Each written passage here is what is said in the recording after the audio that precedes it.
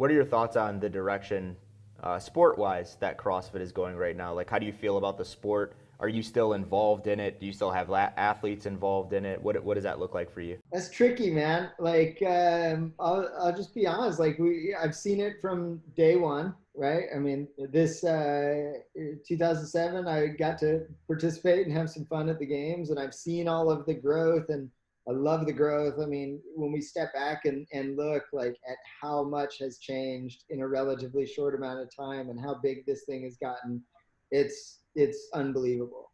Um, there are some downsides to that. I mean, the fact that this is more of a business, the fact that there's a lot of athletes that care as much about their Instagram following as they do about their progress, that stuff makes it really hard for me. I don't care. I don't do social media.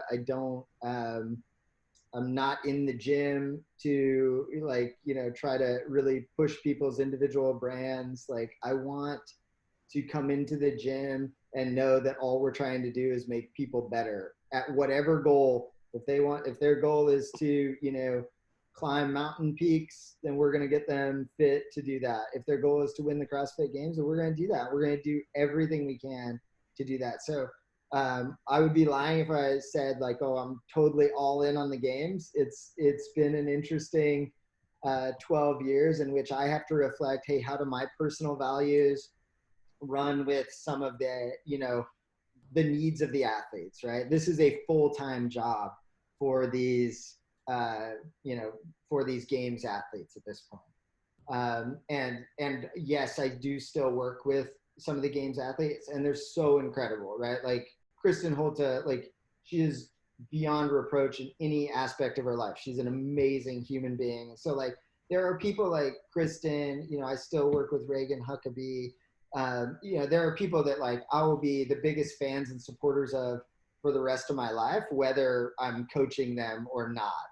Um, but there's also, I'm 43.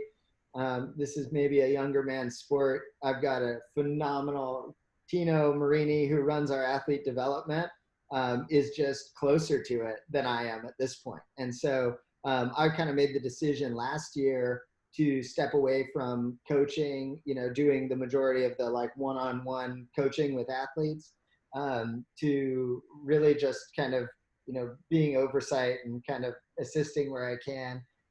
And then this year, I got a chance to be involved with the Masters Fitness Championship.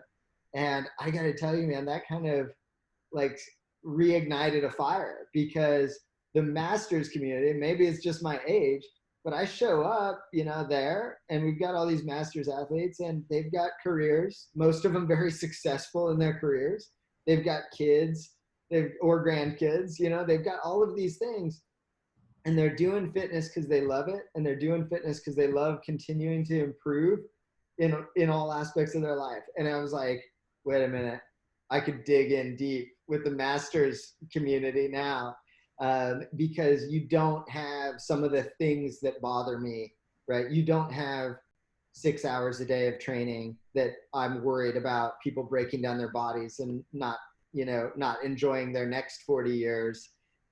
You've got more moderate training. You've got a little more understanding of priorities. You have less focus on the social media, all of those things. And so I have to tell you, when I was out at the Masters Fitness Championship in August, I was like, hey, man, I might dig deep into coaching again, but really just focus on the Masters athletes, because I think we're speaking a closer language at this point.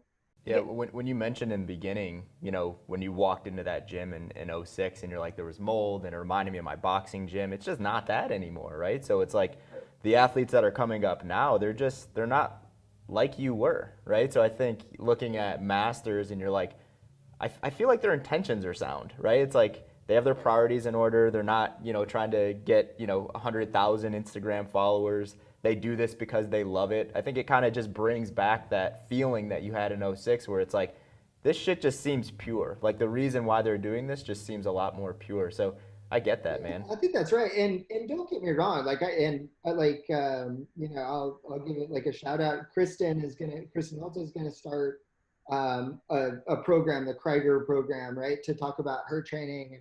like, I'm excited for those guys. Like, I'm not trying to hold them back and say, like, you shouldn't have an Instagram following, you shouldn't start your own programs. Like, we're excited that our athletes have done really well. They've built their brands, they've built their followings, and they do have stuff to offer, and they absolutely should. So I'm excited for them.